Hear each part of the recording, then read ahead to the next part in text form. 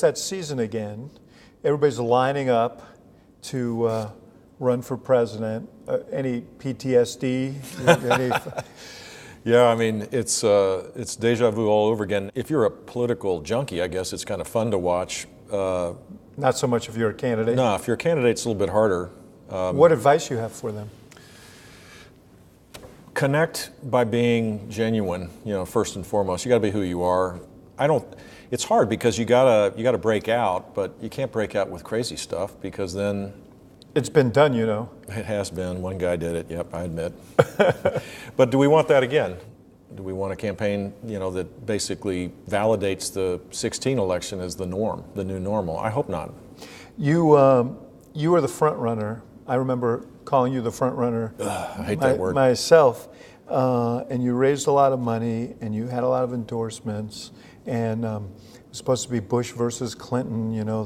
The battle of the dynasties. In fact, I remember your mom saying. I was going to say my mother was smart enough to know that wasn't going to happen. There are a lot of great families, and it's not just 4 families or whatever. There are other people out there that are very qualified, and we've had enough Bushes. Yeah, what did you think when she said there have to be other families who can contribute a president here and there? Well, in retrospect, it made a lot of sense. At the moment, I felt it was like a little out of line since I was watching it live on TV. I went and told her, I said, "Mom, come on, give me a break. I'm thinking about running. Let me think about this." And she's, "Okay, I promise I won't say it again." And then like 2 weeks later, C-SPAN starts advertising the show about first ladies, and they have her saying the same thing. If we can't find more than 2 or 3 families to run for high office, that's silly. And I say, "Mom, you promised." And she goes, "I didn't say it," and hung up on me. Then she called me back 5 minutes later. "Oh yeah, I remember. That was prior. I taped that." Do you think she was worried for you? She was worried for me, and I do think the dynasty thing was not helpful. So for whatever reason, I didn't prevail. I gave it my all. I learned a lot. I wish I'd won, but I didn't, and you move on. I'm out of therapy and back to my normal life. You say you have to be yourself, you have to be genuine. What if being yourself and being genuine is out of step with where your party is? Then you lose. I think I might be the poster child for that, but you can't. You have a life afterwards, and I think you have to look yourself in the mirror. You have to be true to your family and to your beliefs. And so you can be president, but are you going to be able to solve the problems that you believe are really important? Can you draw people towards your cause if people don't believe it's an act? So I think genuineness, particularly in 2020, maybe it'll actually be more important. I would hope that it also, the virtue of civility might actually be a benefit politically. There's no evidence of that right now, but I think it would set a contrast. It would, and there are millions of people that are really disgusted with our politics right now, and maybe they can be persuaded that there's a better way, a better path forward. Donald Trump announced his candidacy the day after you announced yours. When he came down that escalator and you saw him, how seriously did you take him as a candidate? I'll be honest, I didn't. I don't know if he did, but I mean, to his credit, I don't think anybody took him seriously, but he tapped into a deep-seated anxiety that a lot of people in this country feel, still do today. From the get-go, it was an unorthodox campaign. He broke the norms, and to his credit, he won. I mean, I give him credit politically for this. My prayer, because I do pray for every president, I prayed for your friend and our president, Barack Obama, every day, and I pray for President Trump every day. My prayer is that he wakes up someday soon and realizes he's president of the United States. He's not running for office. He has to lead for all of us. We're living in perilous times. We've not seen the peril play out right in front of us, but there are 15 different things that could happen where you'd want a president that really focused on what it is to be president. You had your interactions with him, obviously. Yeah. He's a branding master. He branded you low energy. Jeb. He's very low energy. Very, very low energy. Was it irritating?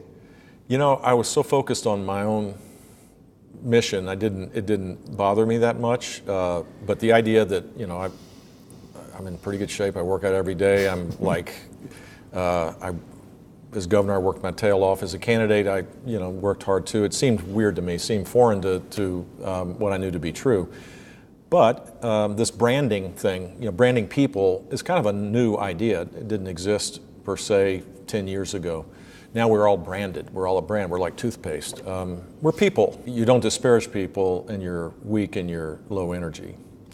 Can I tell you a quick story about this? Sure. Because this really described my campaign. I'm in front of 250 people, town hall meetings, spilling my guts, hugging people, crying with them, laughing with them. It's really a phenomenal experience.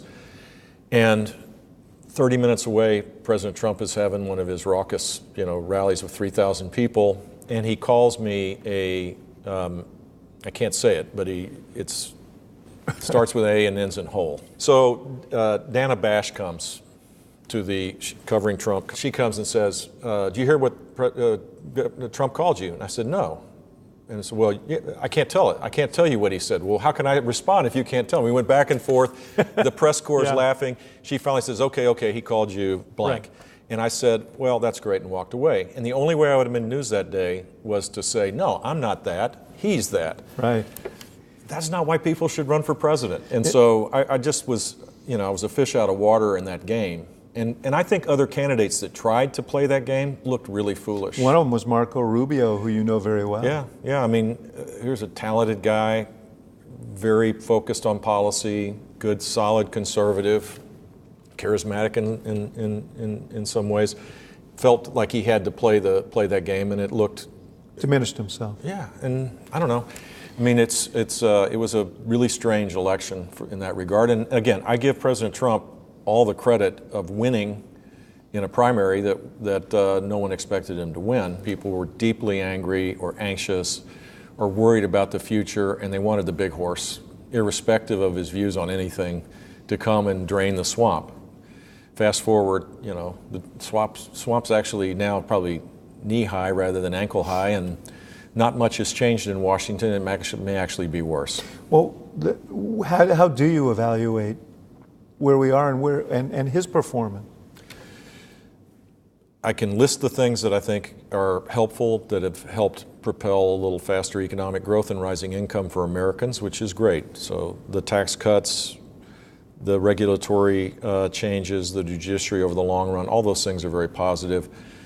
He's put good people in areas of government that I admire. Where I think the president, it's work in progress, would be on the trade issues that actually, if you parachuted in from Mars, you would think that was probably a liberal advocating protectionism, because that historically has been the case. And then on foreign policy, again, we haven't had a major crisis to deal with, but this unilateralism or go-it-aloneism, I think, is really dangerous. Our friends no longer believe that they can trust the United States, and our enemies, in many cases, feel emboldened by this approach. I think it defies the bilateral, multilateral, or bipartisan kind of consensus on foreign policy that has, by and large, kept America safe. When I talk to my Republican friends, they say, look, we got judges, we got tax cuts, we've got deregulation, but they say, and so we have to tolerate a little bit of dishonesty, a little bit of incivility. That's where I think they're wrong. You can honestly say he's done good things in terms of policy and applaud them. We would debate some of those things. Sure, and that's politics. Yeah.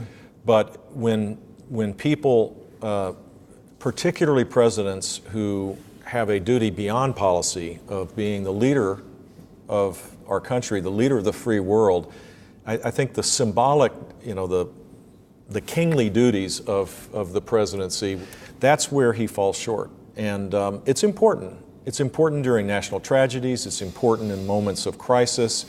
It's important in the day-to-day creation of culture that helps sustain us. But he has struck, I guess the word is fear in some members of your own party. He's sitting there with a 90% approval rating. There are people like Governor Sanford or Congressman Sanford in South Carolina. There are others, Senator Flake, Senator Corker, who have tangled with him, no longer there. Sure. So I would say, first of all, the net result of this could be that we the gains that we made in the Obama era in the state legislatures, governors, statewide elected officials, that's been reversed. We lost control of the House. So while there's a steady base to the president's credit, he's maintained that connection, there is an erosion in, a lot of other areas that could make the Republican Party be the minority party for a while. Do you consider him a conservative? No, I don't. He's done conservative things, but he's not advocating little L liberal democracy or freedom or liberty or entrepreneurial capitalism. That's not his. His message is them and us. They're bad, we're good. And the party that I've affiliated myself with and the conservative ideology that I believe in, I think is hopeful and optimistic.